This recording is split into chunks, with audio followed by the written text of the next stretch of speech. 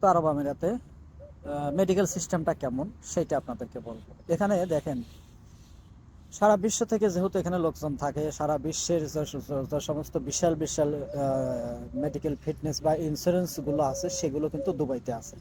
তো এই কারণে এখানে আপনার একদম মানে থার্ড পার্টি বা ফোর্থ পার্টি থেকে শুরু করে ফার্স্ট পার্টি পর্যন্ত প্রত্যেকটা মেডিকেল সিস্টেমই খুবই সুন্দর। এখানে আপনি অসুস্থ হয়ে গেছেন, লগে লগে আপনি অ্যাম্বুলেন্সে ফোন দিবেন, অ্যাম্বুলেন্স আসবে, পুলিশ আসবে, আপনাকে নিয়ে যাবে, আপনার ট্রিটমেন্ট করবে, প্রথমে আপনাকে আপনাকে আপনার জীবনের নিরাপত্তা প্রদান করবে।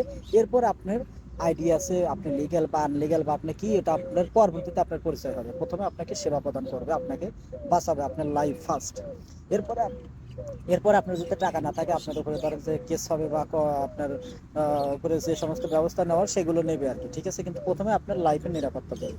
এখানকার মেডিকেল সিস্টেমটা এরকম, এবং এখানে অবশ্যই এক্সপেন্সিভ, অনেক এক্সপেন্সিভ। আপনার যদি ইন্স্যুরেন্স না থাকে মেডিকেলের দামটাও অনেক।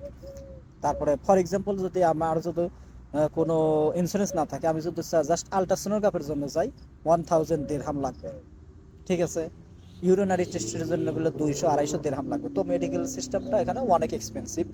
যদি আপনার ইন্স্যুরেন্স থাকে তাহলে আপনার কিন্তু জিরো চার্জ, কারণ 70%-80% ইন্স্যুরেন্স বহন করে, তো 10%-20% এটা নিজের পে করতে হয়।